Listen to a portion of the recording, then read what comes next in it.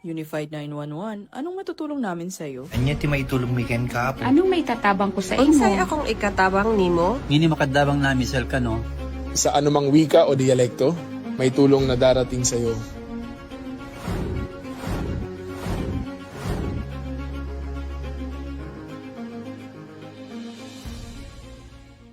Lilingkod sa bawat Pilipino at magbibigay ng tamang impormasyon para sa tahimik at maayos na Pilipinas. Police News Network, alagad ng batas, tagapagtaguyod ng balitang pulis, sandigan ng mamamayan, patnubay ng katotohanan. Kampo Krame, maghahatid ng pinakahuling kaganapan at nagbabagang balita. Ito ang PNN Police News Network. At ngayon, ang inyong mga tagapagbalita.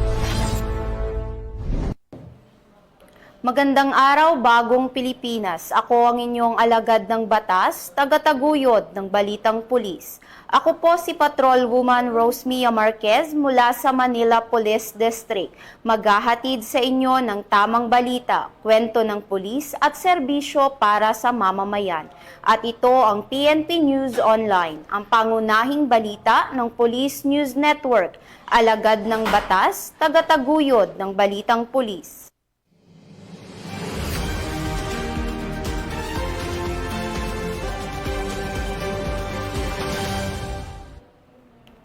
Narito ang mga balitang hatid ng ating PNN correspondents mula sa iba't ibang panig ng bansa.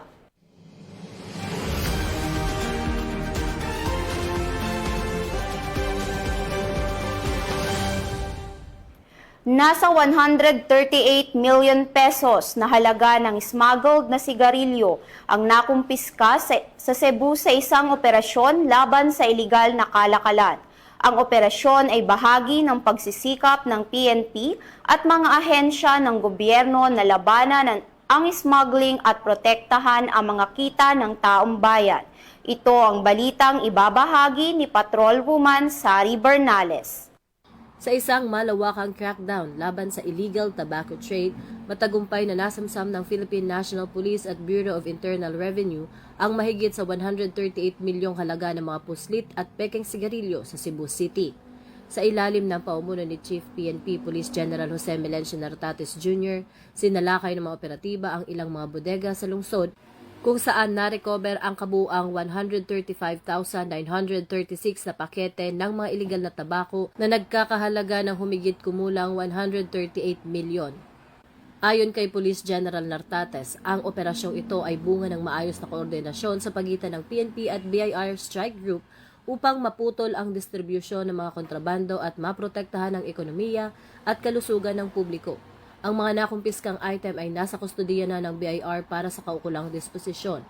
Mula rito sa tanggap